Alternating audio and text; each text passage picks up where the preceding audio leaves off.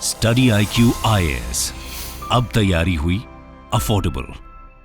नमस्कार दोस्तों recently RBI की एक रिपोर्ट आई है जिसके अंदर बताया गया है भारत का जो एक्सटर्नल डेट है वो एब्सोल्यूट टर्म में अगर आप देखोगे तो वो थोड़ा बढ़ा है, लेकिन अगर हम एक्सटर्नल डेट रेशियो की बात करें तो ये 13 साल के सबसे निचले स्तर पर आपको देखने को मिलेगा। ये खबर आप देख सकते हैं, India's external debt rises to $663 billion and debt to GDP ratio falls. और इसी के बारे में हम थोड़ा डिटेल से चर्चा करेंगे कि एग्जैक्टली ये डेट है क्या। और जब हम इंटरनल और एक्सटर्नल डेट की बात करते हैं तो स्पेशली एक्सटर्नल डेट पर इतना फोकस क्यों किया जाता है, यहाँ पर जो डेट है वो किसने लिया है भारत के अंदर, क्या सरकार ने ज़्यादा लिया है या फिर कंपनीज ने ज़्यादा लिया है, बहुत कुछ आपको जानने को मिलेगा। चलिए आगे बढ़ते हैं, लेकिन उससे पहले मैं आप सबको ये बता दूं कि आज शाम 6 बजे से हमारा जो यूपीएससी बैच है जीएस फाउंडेशन 2025 के लिए ये स्टार्ट होने जा रहा है। मतलब एक ऐसा बैच जिसके अंदर आपको प्रीलिम्स, मेंस, इंटरव्यू सब कुछ की कंप्लीट प्रिपरेशन कराई जाती है। इसमें आपको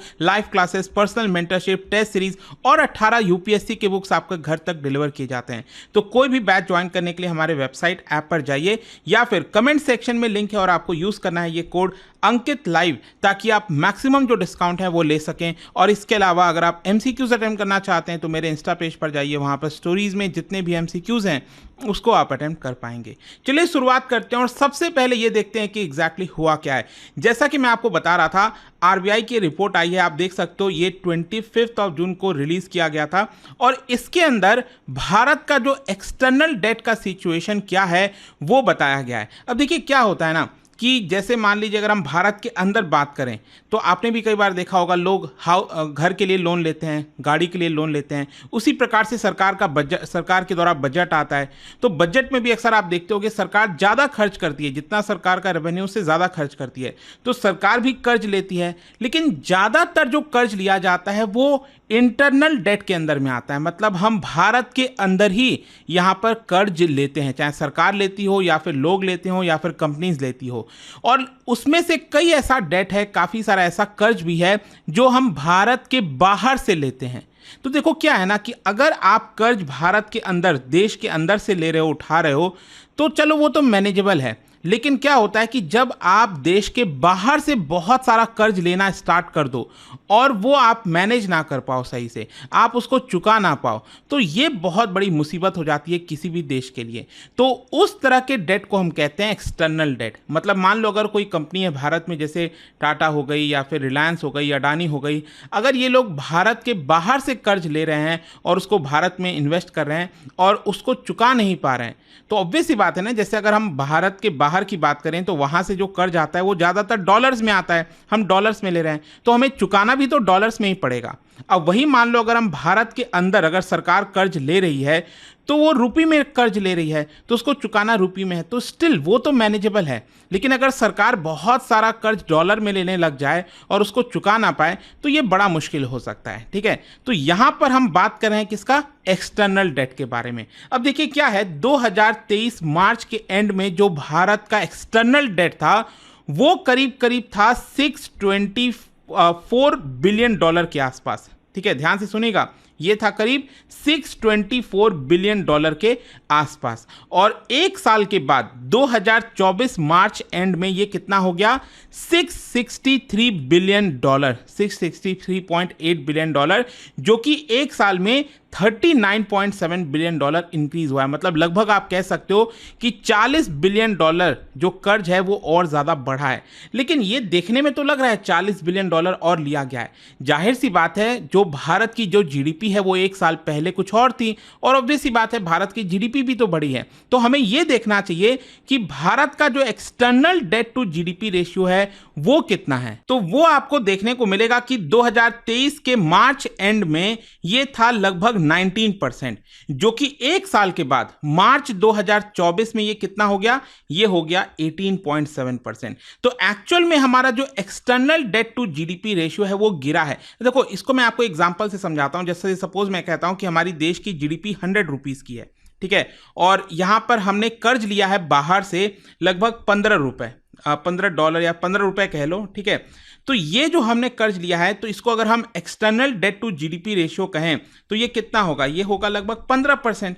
उसी प्रकार से अभी मान लो हमारी देश की जीडीपी है लगभग 3.5 ट्रिलियन डॉलर, ठीक है। तो उसके आधार पर अगर आप देखोगे तो हमारा external debt to GDP ratio ये लगभग 18.7% निकल कर आता है। आई होप आप समझ गए होंगे। अच्छा, इसमें एक और चीज है, आरबीआई ने ये कहा कि वैल्यूएशन इफेक्ट को अगर हम हटा दें तो हमारा एक्चुअल में जो एक्सटर्नल डेट है वो 48 बिलियन डॉलर बढ़ा है। क्या होता है ना कि जैसे मान लो साल भर पहले यूएस डॉलर की जो वैल्यू है क्या वो आज सेम होगी? नहीं होगी ना, वो चेंज होती रहती है, तो उसको वैल्यूएशन इफेक्ट कहते हैं। तो वैसे अगर आप देखोगे तो यहाँ पर 40 बिलियन डॉलर का कर्ज हमारे ऊपर बढ़ा है, लेकिन अगर हम वैल्यूएशन इफेक्ट को हटा दें तो एक्चुअल में ये जो कर्ज बढ़ा है वो लगभग 48 बिलियन डॉलर के आसपास का होता है। खैर वो एक अलग चीज है, लेकिन यहां पर हमें फोकस इसी पर करना है, जो 40 बिलियन डॉलर का जो कर्ज बढ़ा है मैंने आपको बताया। और टोटल कर्ज कितना है मैंने आपको बोला 663.8 बिलियन डॉलर। अच्छा, अब देखिए यहां पर आपको यह देखना होता है कि हमारे देश का फॉरेक्स रिजर्व कैसा है, क्योंकि मान लो अगर हम बाहर से कर्ज ले रहे हैं तो हमारे पास क्षमता होनी चाहिए ना कि हम उसको चुका पाएं। तो यहां पर सबसे ज्यादा क्या काम आता है वो है आपका फॉरेन एक्सचेंज रिजर्व। मान लो कुछ इमरजेंसी हो गया, प्रॉब्लम हो गई, जियोपॉलिटिकल टेंशन हो गया, तो फॉरेन एक्सचेंज रिजर्व काफी काम आता है। तो एक्चुअल में अगर आप देखोगे फॉरेन एक्सचेंज रिजर्व वो भी लगभग आपको एक्सटर्नल डेट के आसपास ही देखने को मिलेगा। हमारा एक्सटर्नल डेट है 663.8 बिलियन डॉलर मैंने आपको बताया, और हमारा इसमें फॉरेक्स रिजर्व भी लगभग 653 बिलियन डॉलर के आसपास है। मतलब अगर आप इसको कंपेयर करो एक साल पहले, अगर हम देखें foreign exchange to debt ratio ये करीब था 92.7%, लेकिन क्योंकि हमारा फॉरेक्स रिजर्व भी अच्छा खासा बढ़ा है, इसकी वजह से ये रेशियो इंप्रूव होकर हो गया है 97.4%। मतलब हमारा जो एक्सटर्नल डेट है उसका 97.4% हमारा रिजर्व भी है। तो हमें ऐसा कोई खास चिंता करने की जरूरत नहीं है। अच्छा देखो, इसमें एक और चीज होता है कॉन्सेप्ट कि जो हम एक्सटर्नल डेट ले रहे हैं, बाहर से जो कर्ज ले रहे हैं, उसमें से कितना कर्ज लॉन्ग टर्म वाला है और कितना कर्ज शॉर्ट टर्म वाला है। जब मैं लॉन्ग टर्म कहता हूं तो इसका मतलब इसकी मैच्योरिटी डेट, मतलब हमें चुकाना कब है, लगभग एक साल के बाद वाले जितने होते हैं ना उसको हम लॉन्ग टर्म डेट कहते हैं। जैसे 5 साल के लिए हमने कर्ज लिया, 10 साल के लिया। अगर मान लो हमने सिर्फ 6 महीने के लिए कर्ज लिया तो हमें 6 महीने के अंदर वो चुकाना पड़ेगा, राइट? तो बड़ा मुश्किल हो जाता है 6 महीने के अंदर चुकाना, तो उसको शॉर्ट टर्म डेट कहते हैं। तो ध्यान रखिएगा, शॉर्ट टर्म डेट ये बहुत ज्यादा घातक हो सकता है। शॉर्ट टर्म डेट हमारा ज्यादा नहीं होना चाहिए। हाँ, अगर हम कर्ज ले रहे हैं तो हमें फोकस करना चाहिए वो लॉन्ग टर्म डेट हो, ताकि धीरे धीरे करके हम उस पैसे को चुका सकें। अब यहां पर अगर आप देखोगे तो हमारा जो लॉन्ग टर्म डेट है पिछले एक साल के अंदर वो एक्चुअल में ज्यादा बढ़ा है। कितना? ये पहुंच गया है 541 बिलियन डॉलर। मतलब पिछले एक साल में 45 बिलियन डॉलर बढ़ा है। अब देखिए ध्यान रखिएगा, मैंने आपको क्या बोला था, हमारा टोटल एक्सटर्नल डेट कितना बढ़ा है? वो बढ़ा है लगभग 40 बिलियन डॉलर। और हमारा एक लॉन्ग टर्म डेट कितना बढ़ा है? ये बढ़ा है 45.6 बिलियन डॉलर। मतलब कि हमारा शॉर्ट टर्म डेट कम हुआ होगा, इसका मतलब ये हुआ। तो एक्चुअल में यही हुआ है हमारा जो, अगर आप एक्सटर्नल डेट के अंदर परसेंटेज देखें शॉर्ट टर्म डेट का, ये एक साल पहले हुआ करता था 20.6%, लेकिन आज के डेट में ये हो गया है 18.5%। मतलब ये अच्छी बात है कि हम अपने शॉर्ट टर्म डेट के ऊपर ज्यादा फोकस नहीं कर रहे हैं। हमारा जो ज्यादातर डेट है वो क्या है? वो हमारा लॉन्ग टर्म डेट है। और सिमिलरली अगर हम short term debt to foreign exchange reserve वाला रेशियो देखें तो ये भी लगभग 19% है। मतलब हमारा फॉरेक्स रिजर्व देखें कितना है और हमारा शॉर्ट टर्म डेट देखें कितना है, तो ये 19% निकल कर आ रहा है, जो कि एक साल पहले 22% था। तो हर तरफ से ये एक अच्छी बात आप कह सकते हो। खैर यहां पर अब क्वेश्चन ये भी है कि जो हमने डेट लिया है, कर्ज लिया है, वो कौन से डिनोमिनेशन में लिया है? क्या डॉलर में ज्यादा लिया है या फिर दूसरे करेंसी में ज्यादा लिया है? तो सबसे ज्यादा जो हमने कर्ज लिया है दोस्तों, आप देख सकते हो वो डॉलर में लिया है, सबसे ज्यादा इसी में ही होता है। तो लगभग हमारा जितना भी एक्सटर्नल डेट है उसका 53.8% ये हमारा डॉलर में है। फिर सेकेंड नंबर पर आता है इंडियन रुपी में। हाँ, सरकार रुपी में भी यहां पर डेट लेती है, तो लगभग 31% हमारा एक्सटर्नल डेट का रुपी में है। फिर जापानीज येन 5.8%, जो स्पेशल ड्रॉइंग राइट्स है वो 5.4%, और यूरो जो है वो 2.8%। तो मेजरली क्या है कि हमारा जो डॉलर और रुपी में आपको डेट देखने को मिलेगा। खैर अब क्वेश्चन यहां पर यह है कि सबसे ज्यादा डेट किसने लिया है, कर्ज किसने लिया है भारत में? अब सरकार भी है, कंपनीज भी हैं, हाउस होल्ड्स भी हैं, हम और आप लोग भी लेते हैं कई बार। तो यहाँ पर अगर आप देखोगे सबसे ज़्यादा जो डेट लिया गया है, मतलब जो टोटल है ना 63.8 बिलियन डॉलर का कर्ज है इस समय, तो उसमें से सबसे ज़्यादा कर्ज इसमें से किसने लिया है, वो लिया है नॉन फाइनेंशियल कॉरपोरेशन। इसका मतलब ये हुआ जो कंपनीज हैं जैसे टाटा, अंबानी, जो रिलायंस हो गया या फिर अडानी हो गया, इस तरह की बहुत सारी कंपनीज हैं, वो भी कर्ज लेती हैं भारत के अंदर भी। जैसे आपने देखा होगा ना कई बार बॉन्ड्स वगैरह जारी किए जाते हैं इन कंपनीज के द्वारा, तो वो जारी करते हैं, वो कर्ज उठाते हैं। तो यहाँ पर आप देख सकते हो जितना हमारा एक्सटर्नल डेट है उसका 37.4% डेट जो है वो ये कंपनीज ने लिया है। फिर दूसरा क्या है, डिपॉजिट टेकिंग कॉरपोरेशन। अब क्या होता है कि बहुत सारे बैंक्स वगैरह भी हैं जहां पर बाहर से पैसा आया हुआ भारत के बैंकों में जमा होता है, तो वो जो जमा है वो भी तो हमारे पर कर्ज है ना, वो हमें वापस लौटाना है, तो वो लगभग 28% है। और सरकार जो कर्ज लेती है, मतलब जितना भी हमारा एक्सटर्नल डेट है उसमें से 22.4% डेट सरकार का है, सरकार ने भी लिया है। सरकार भारत में तो डेट लेती है, फिर फॉरेन से भी लेती है।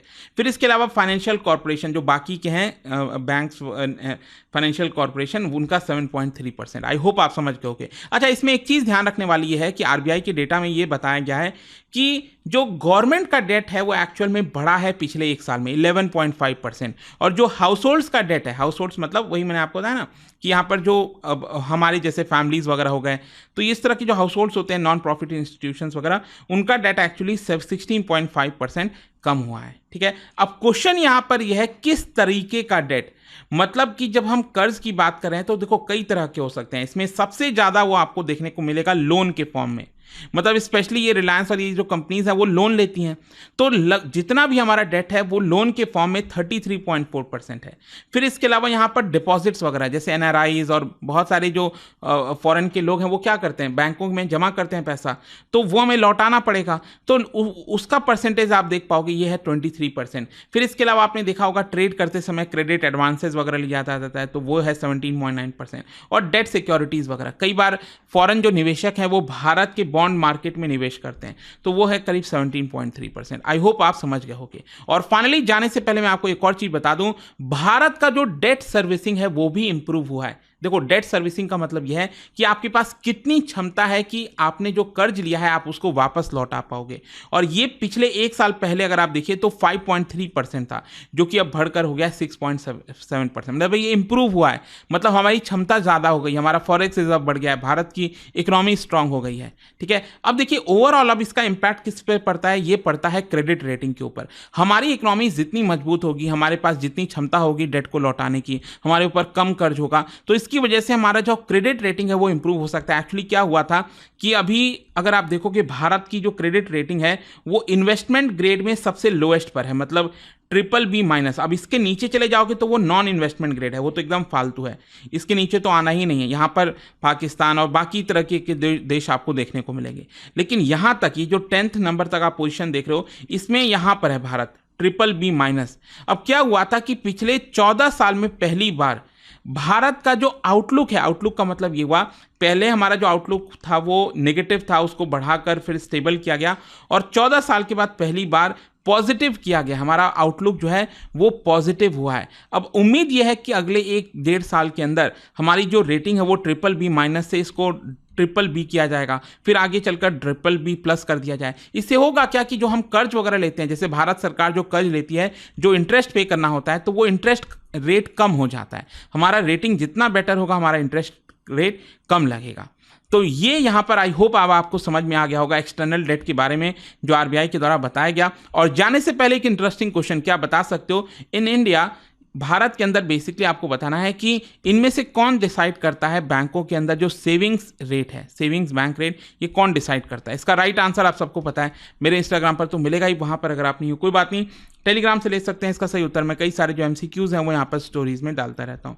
अगर आपको PDF चाहिए तो टेलीग्राम पर आइए, अलग अलग सोशल मीडिया पर आप जुड़ पाओगे।